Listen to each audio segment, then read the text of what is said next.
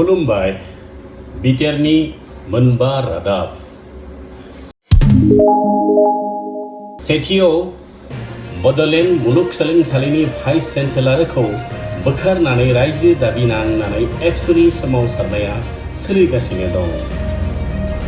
बड'लेण्डनि मुलुगसोलोंसालिनि vice chancellor VC लाइस्रोम laddu सिंहखौ बोख्लायनानै आरो गोदान भाइस चेन्सेलर थिसननायनि दाबि खालामनानै दुलाराय बर' फरायसा आफादा एबसुनि हेंथा सोमावसारनाय हाबाफारिया गोख्रोङै सोलिगासिनो थानायखौ नुनो मोन्दों।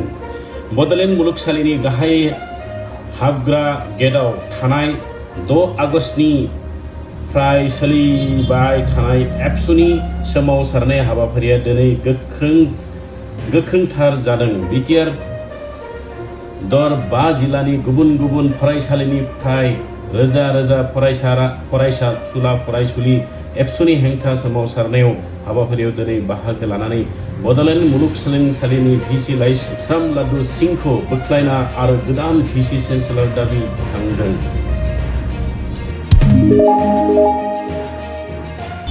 नैथियाव गोजौ फरायसालि मेट्रिक आनजादनि अक्ट'खौ फोसावबाय।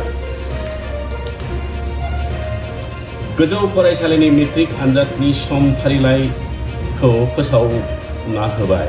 फैगौ बोसोर एबा 2024 नि 10 फेब्रुआरि अक्ट'निफ्राय SSLC आनजाद खुंनाय जागोन। बे आनजादाव 4 मार्चआव जोबहैगोन। फारिलाइ बायदियै मेट्रिक आनजादफोरा 2 आरो 3 फेब्रुआरि खुंजागोन। मख'नो गोनांदि आगोलनि 2 बोसोरनिख्रुइ बे खेबाव SSLC आनजादखौ सिगांग्रो खुंनाय जागोन। मख'नो गोनांदि गोदान सोलोंथाइ खान्थिनि गेजेराव बे खेबाव आनजादा खुंजागोन। थामथियाव तामुलपुर जिल्लानि बेंगिरि मावखुलियाव मोखाङाव अंगनबादि मावबायग्रा आरो हेफाजाबगिरिफ्रा गोख्रों सोमावसारगासिनो दं। आसाम रायजोनिफ्राय अंगनबादि मावफारि आरो हेफाजाबगिरि आफादनि खावलायनायाव तामुलपुर जिल्ला आफादनि बानजायनाय अंगनबादि मावफारिया आरो हेफाजाबगिरिफ्रा मोगा-मोगि जोबनाय गुबुन गुबुन जेंनाफोरखौ सुस्रांनो दाबिनानै दिनै 9 अक्ट'खालि तामुलपुर जिल्लानि बेंगिरि मावखुलिनि मोखाङाव गोख्रों सोमावसारदों। अंगनबादि मावफारिफोरा 12,000 रां आरो हेफाजाबगिरिफोरनो 10,000 रां होनाय हाजिरा मोननायफोरखौ एककालीन राजखान्थियारि अनसुंथाइ फैगौ 20 अक्ट'खालि गेजेराव होनाय हाबाफारिफोरखौ फसंथानायनि राहा लानाय आसाम रायजो अंगनबादि मिरुनि न'खराव फोसावना दाबि खालामदों।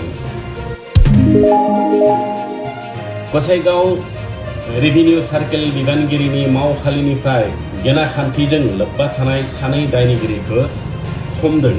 गेनाखान्थिजों लोब्बा थानाय मावसुमाफोरनि हेंथायै रायजो नाङै गिबि मन्थ्रिनि संदानग्रा आरो गोनांथि हाबा थाग्रा दालाया सिग्रोमबाय थानाय हाबाफारिखौ थानायनि गेजेरावनो दिनै क'क्राझार जिल्लानि गसाइगाव रेभिनिउ सार्केल बिबानगिरिनि मावखुलियाव हरखाबै सिग्रोमनानै दायनिगिरिखौ हमदों। बाथियाव सान्थ्रि जवान मुंख्लं मितु कलितानि थाखुलियाव BTR नि गाहाय प्रमद बर'आ नुजाथि फैनानै दुखु फोरमायथि फैदों। बावैसो सान सिगां सिक्किमनि दैबानानि अलखदजों मोगा-मोगि जानानै आसामनि बक्सा जिल्लानि सान्थ्रि जवान मितु कलिताया रुंसारि जादोंमोन। बीर मुंख्लं मितु कलितानि थाखुलि जिल्लानि आनन्द बाजार हाटगलायाव BTR नि गाहाय मावफुं सोद्रोमा प्रमद बर'आ नुजाथि फैदों।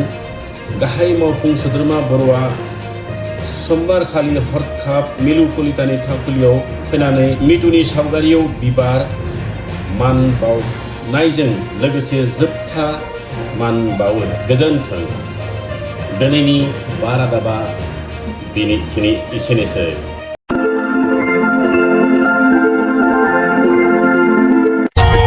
For more updates, subscribe to our channel, click the show links and enjoy watching the videos.